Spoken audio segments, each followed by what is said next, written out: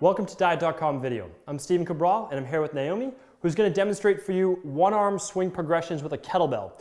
So you can use a dumbbell if you're at home or your gym doesn't have kettlebells, but the reason I like to use kettlebells for a swing is that the weight's always moving away from you. So as you swing a kettlebell, literally your core has to engage more because this weight is attached to a handle that's moving away from your body.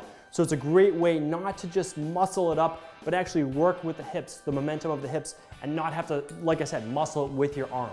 So the first one that I want Naomi to do, and we're using a 20-pound kettlebell, so if anyone's wondering at home what we're starting with, it's a great weight, and you do want a heavier kettlebell that you can just front raise. And the reason is you don't want to be able to muscle that up. You have to use your hips. So she's going to start with a one-arm kettlebell swings.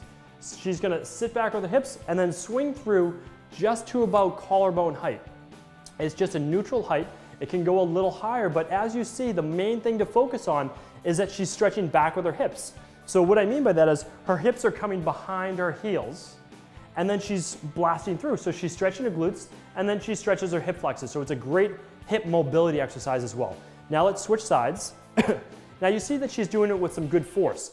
Maybe you're not doing it with the same force when you first start out, but you can certainly get that pendulum motion going.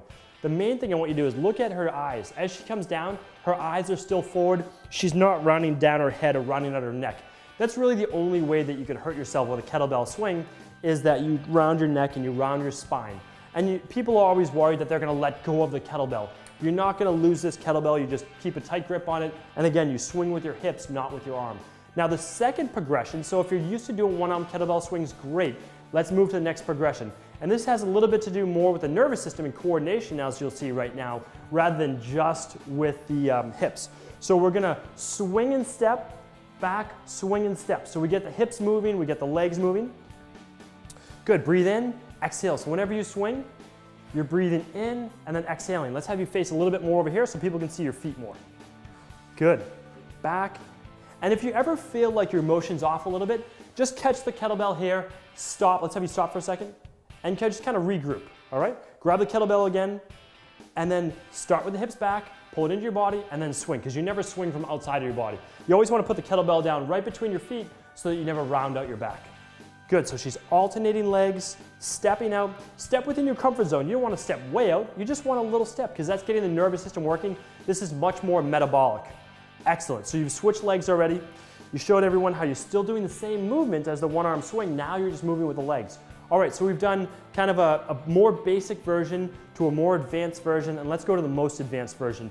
And that's coming back here. We're gonna do a one-arm kettlebell swing while walking, or a walking one-arm kettlebell swing. So right from here, same technique, step and swing, step and swing. And we're alternating legs each time. Good, watch, she still has her eyes up. Even though the kettlebell's coming down, her back isn't rounding, it's staying nice and flat. Good? And then what you would do is now turn and use the other arm, all right? So let's switch to the left arm and let's swing going backwards, okay? Breathe in, stretch the hips back, swing out. So personally, I like to try to get 10 to 15 down and 10 to 15 back with the other arm. That's what I pretty much do, whether I'm in place for 10 to 15 or alternating the arms and legs. Nice work.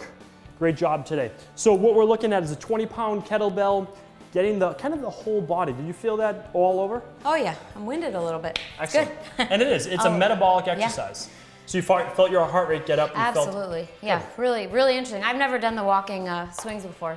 Very unique exercise. I liked it. Excellent. And you can use that at the end of a workout if you do want to do a fat burning interval at the end to get your heart rate elevated, to kind of get the hips engaged. And we know that the glutes are the largest muscle of the body. So if we can get those working, then we get more of that metabolic boost. And if you can do that at the end of your workout, you're going to leave feeling like you got a harder workout and burning more calories with your metabolism elevated. So hopefully you guys enjoyed the video today, and we'll be back real soon with more fat burning exercises.